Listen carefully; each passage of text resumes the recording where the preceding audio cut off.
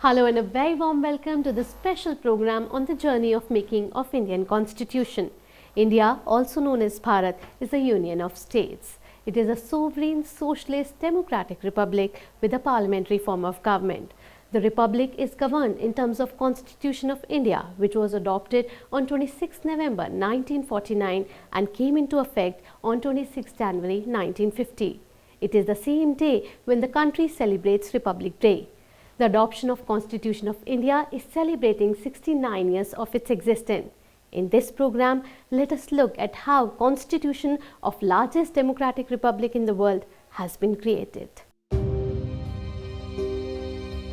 I am your Constitution, Constitution of Independent India. I was adopted on 26 November 1949 and came into effect just 2 months after on 26 January 1950. On this day, I made India sovereign, socialist, secular and democratic republic. With my coming into force, I gave citizens justice, equality and liberty and endeavor to promote fraternity among them. To make people understand my importance and spread thoughts and ideas of my father, Dr. B.R. Ambedkar, Constitution Day or Samvidhan Divas is celebrated on November 26 every year. It will be the 4th year when my country will be celebrating Constitution Day. The Prime Minister of India, Narendra Modi, after being sworn in for 1 year, declared 26 November as Constitution Day in year 2015. A host of events were planned by the government in 2015, which was also the 125th birth anniversary of my architect Dr. B.R. Ambedkar. आज ही के दिन भारत के संविधान को स्वीकृति दी गई थी। भारत सरकार ने इसे संविधान दिवस के रूप में हर वर्ष मनाने का निर्णय किया है। देश भर में संविधान के प्रति जागरूकता बढ़े, विद्यार्थियों में भी संविधान के प्रियम्बल का पाठ हो और एक सहज अपने स्वभाव का हिस्सा बने धीरे धीरे, ये हमारा प्रयास है। इसी दिन संविधान सभा ने भारत के संविधान को अंगीकार किया था। इसी उपलक्ष्य में इस दिन को संविधान दिवस के रूप में मनाया जा रहा है। हमारे संविधान मसौदा समिति के अध्यक्ष डॉक्टर B.R. अम्बेडकर जी एवं उस सभा के सभी गणमान्य सदस्यों के सम्मान में मनाया जाने वाला यह दिन उन सभी की विद्वत्ता, दूरदृष्टि एवं लोकतांत्रिक सोच के प्रति राष्ट्र की आदरांजलि है। मुस्लिम समाज के कुल मिलाकर 72 फिरके होते हैं। 72 फिरकों से अधिक फिरके मुस्लिम समाज के नहीं हैं। 72 के 72 फिरके इस्लाम को मानने वाले किसी देश में प्राप्त नहीं होते हैं। यदि 72 के 72 फिरके यदि मिलते हैं तो दुनिया के इकलौते देश केवल भारत में मिलते हैं अध्यक्ष महोदया, और कहीं नहीं मिलते। इस हकीकत को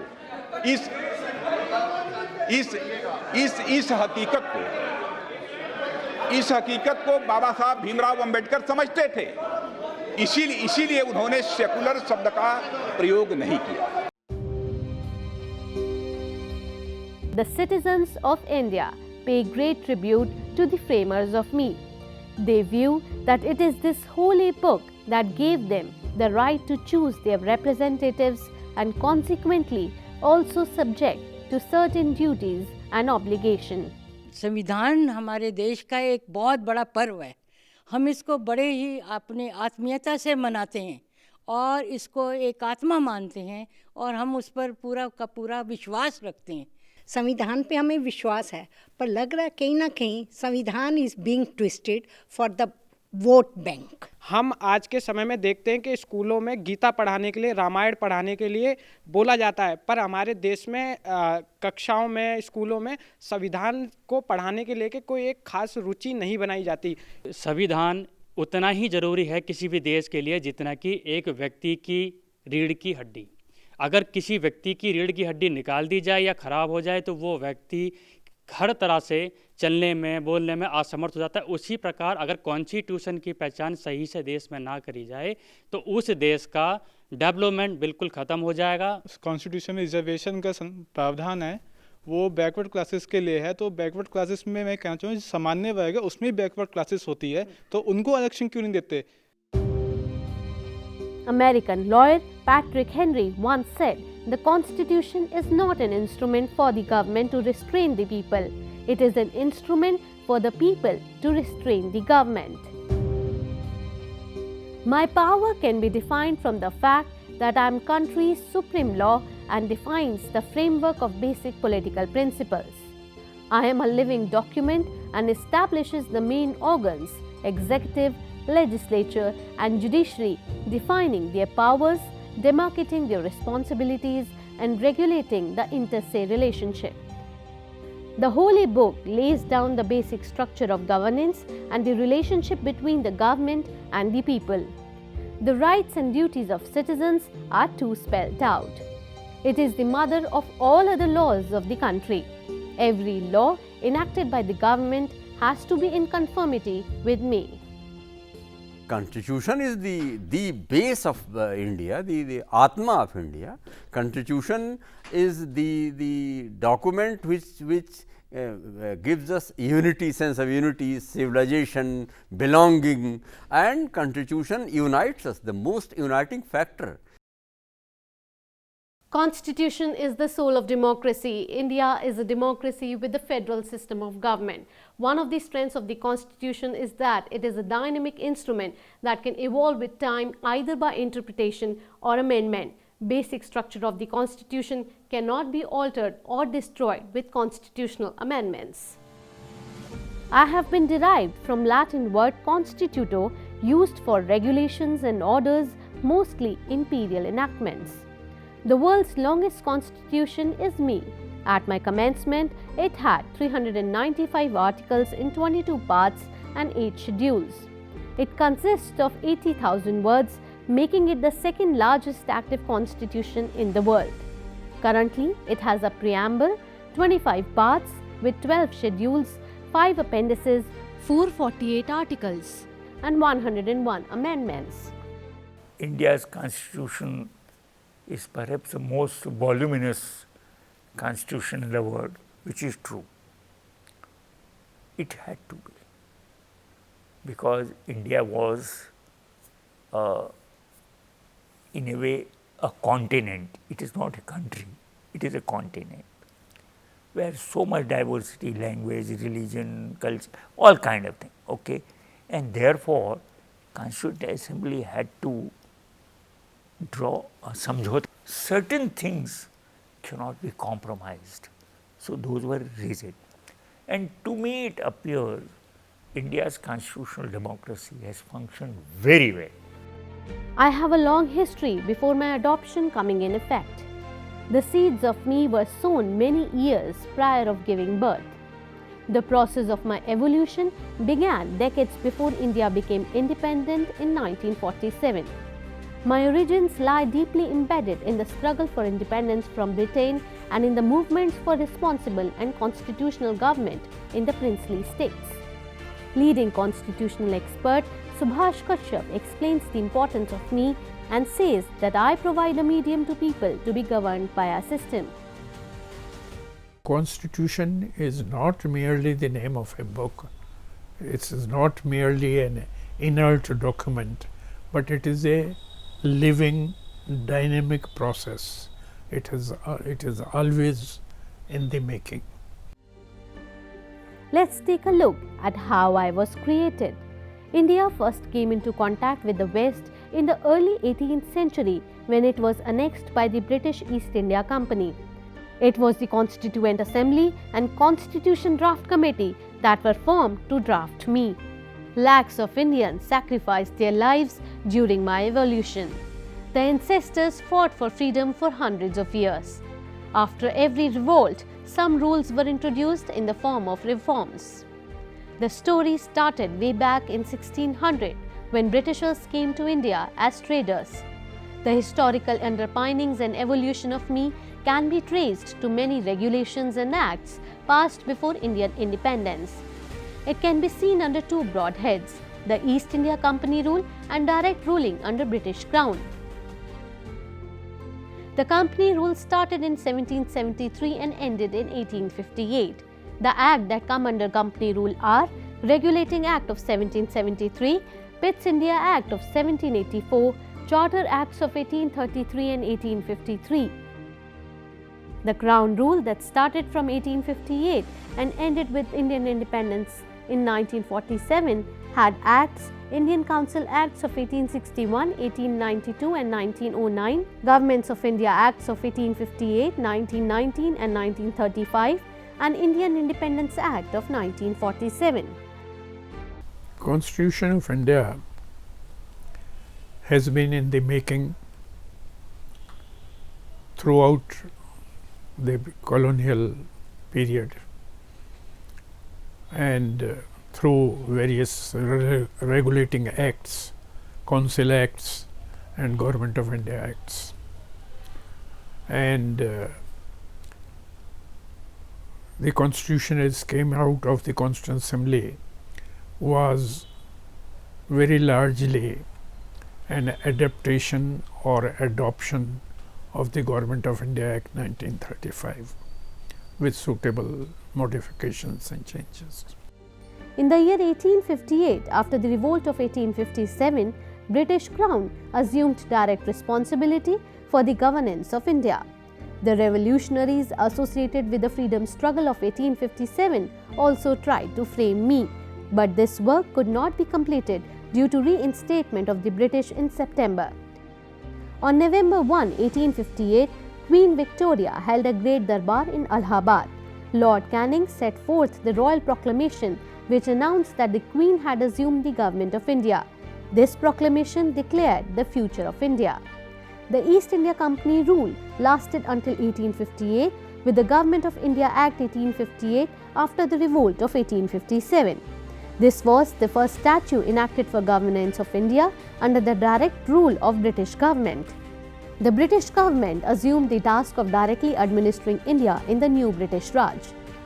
During this time, journalist and editor of Hindu Patriot Harish Chandra Mukherjee wrote an article demanding the formation of Indian Parliament.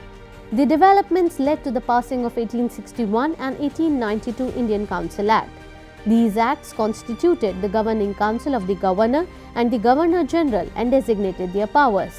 Subsequently, the Indian Councils Act 1909 or Minto-Morley reforms was passed in an attempt to widen the scope of Legislative Council, placate the demands of moderates in Indian National Congress and to increase the participation of Indians in the governance.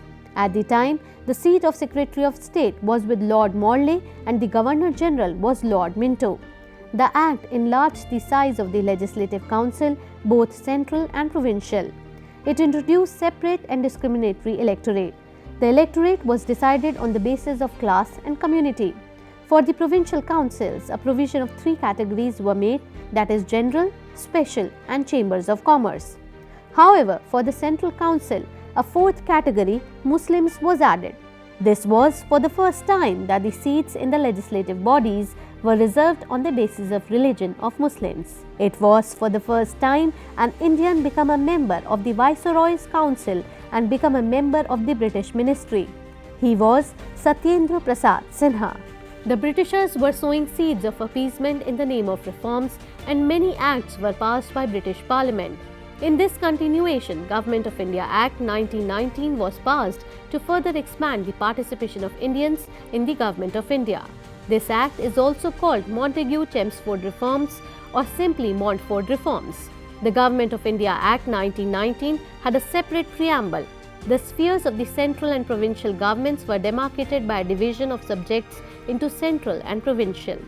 The scheme of dual governance, diarchy, was introduced in the provincial subjects. On August 20, 1917, British government made a declaration that the policy of His Majesty's government is that of increasing association of Indians in every branch of administration and gradual development of self-governing of institutions.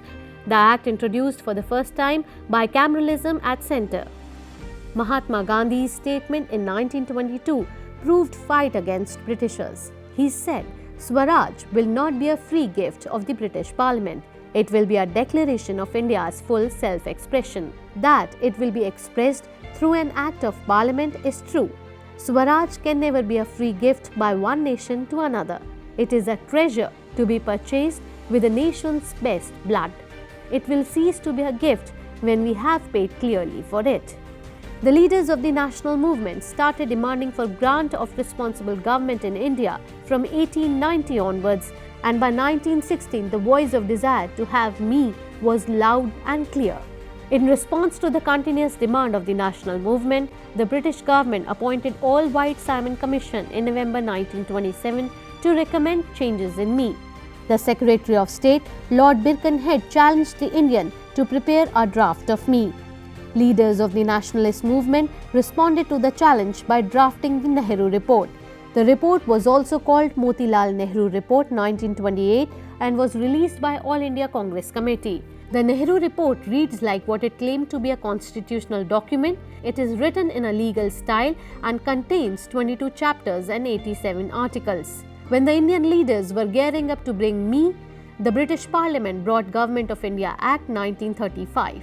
It was the longest act enacted by the British Parliament at that time.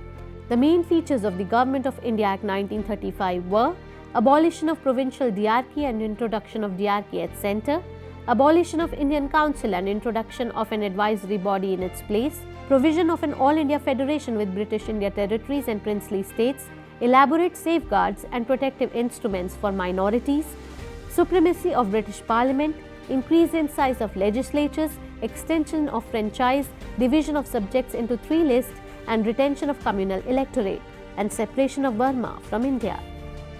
Congress totally rejected the 1935 Act and contested the provincial legislature for the demand of the new Constituent Assembly. The demand for new Constituent Assembly could be read in the Congress Manifesto for the year 1936-37 elections. Constitution was in the making before independence. I should add that the Constitution has been in the making even after 1950. The Constitution of India is the rule book for the democratic governance of India. The Constitution of India is framed by the Constituent Assembly established under the Cabinet Mission Plan of 1946. After the break, we'll look at what were the challenges faced by the Constituent Assembly and how the Constitution took the final shape.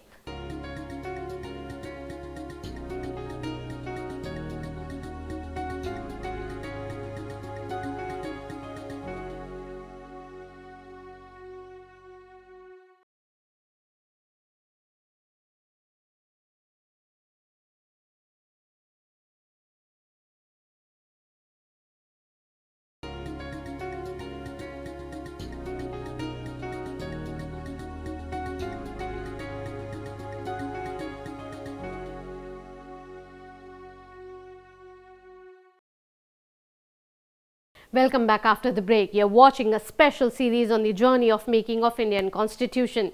26th November is celebrated as Constitution Day or Samvidhan Divas. The Constitution took a significant amount of time to be framed. The drafting of Constitution is now considered to be a monumental feat of democracy for which the members deserve immense respect. The idea of Constituent Assembly for India was put forward for the first time by M.N. Roy in 1934. Until May 1, 1945, there was no important work done in the direction of framing me. After July 1945, the Cabinet Mission drafted a constitution building work to build one member from 10 crore population. This offer unfortunately did not spell out, as the vague aspect proved that the British reluctantly agreed to this idea of Constituent Assembly and were not serious about its implementation. The Congress Party started on a fresh note and initiated the individual civil disobedience movement to register their protest. In 1942, the British government appointed Cripps' mission. The Cripps proposals categorically stated that framing me would be the sole responsibilities of the Indians alone. In July 1946 itself, a committee consisting of Nehru as the chairman and Asif Ali, K.T. Shah, D.R. Gadgil, K.M. Munshi, Humayun Kabir, R. Sanathan and N. Gopalaswamy Iyengar as members was constituted to prepare material and proposals for framing me. The Constituent Assembly met for the first time in New Delhi on 9th December 1946 in the Constitution Hall, which is now known as Central Hall of Parliament House. On 11th December, Dr. Rajendra Prasad was chosen by election as the first permanent chairman of the Assembly.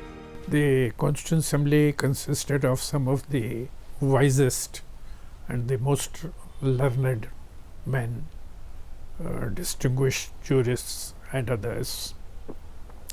And in their wisdom, they decided largely to continue the system that had already been developed, and they made only the minimum necessary changes resulting from the independence of the country.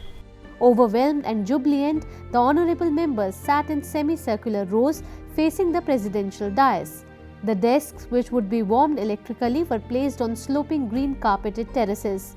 Those who were sitting in Constituent Assembly, they were men of very broad heart and broad shoulder, and they had such a great accumulated experience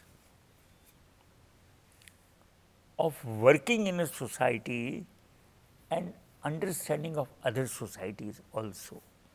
That was a very important factor which was behind the kind of constitution we have, number one. And it is because of their experience, what they did, before they started making their constitution, they kept in their views all kind of constitutional which were in operation at that time. And they also kept in mind the ethos of Indian society. They kept in mind that India has been under the British regime for more than 2 centuries. Number two, they also knew that some kind of parliamentary system India has already experienced, maybe 1935 Act, maybe the later commission. So some exposure was there. Those who adorned the first row were Pandit Jawaharlal Nehru, Maulana Abul Kalam Azad, Sardar Vallabhbhai Patel, Acharya J.B. Kriplani, Dr. Rajendra Prasad, Sarojini Naidu, Hare Krishna Mehtab, Pandit Govind Ballabh Pant, Dr. B.R. Ambedkar, Sarat Chandra Bose, C. Rajagopalachari and M. Asif Ali. 207 representatives, including 9 women, were present. The last 2 days, Dr. Ambedkar and Dr. Rajendra Prasad, both in different words, had said that whether the constitution proves to be good or turns out to be bad will depend upon how it is actually worked in practice, and who are the people who are called upon from generation to generation to work it. If they are men of character, if they are men of competence, men of integrity, then even if the constitution has some defects, it will prove to be good. The inaugural session began at 11 a.m. with the introduction of Dr. Sachidananda Sinha, the temporary chairman of the assembly, by Acharya Kriplani. The first day's proceeding ended after all the 207 members present submitted their credentials and signed the register. The Constituent Assembly took almost 3 years, 2 years, 11 months and 17 days to be precise, to complete its historic task of drafting the Constitution for independent India. During this period, it held 11 sessions covering a total of 165 days. Of these, 114 days were spent on the consideration of the draft constitution. As to its composition, members were chosen by indirect election by the members of the provincial legislative assemblies according to the scheme recommended by the cabinet mission. The total membership of the assembly was to be 389. However, as a result of the partition under the Mountbatten Plan of 3rd June 1947, a separate constituent assembly was set up for Pakistan and representatives of some provinces ceased to be members of the assembly. As a result, the membership of the assembly was reduced to 299. On 13 December 1946, Pandit Jawaharlal Nehru moved the objectives resolution. This Constituent Assembly declares its firm and solemn resolve to proclaim India as an independent sovereign republic and to draw up her future governance as me. This resolution was unanimously adopted by Constituent Assembly on 22nd January 1947. Late in the evening on 14th August 1947, the Assembly met in the Constitution Hall and at the stroke of midnight took over as the Legislative Assembly of an independent India. The notable constitutions of other countries were first consulted. They accepted American model but not presidency. They accepted British model parliamentary system, but still they gave a lot of power to Indian Supreme Court. So much so that in America, the entire constitution has been rewritten. Entire polity is different than what it was when the constitution was adopted. And largely this happened because American Supreme Court exercised the power of judicial review. On 29 August 1947, the Constituent Assembly set up a drafting committee under the chairmanship of Dr. B.R. Ambedkar to prepare a draft of me. While deliberating upon the draft of me, the Assembly moved, discussed and disposed of as many as 2,473 amendments out of a total of 7,635 tabled. Constitution makers made the constitution partly flexible and partly rigid. The three organs of governance, parliament, executive drawn out of parliament and accountable to Lok Sabha, and independent judiciary, they are the pillars of our democracy. The accountability is there, flexibility is also there.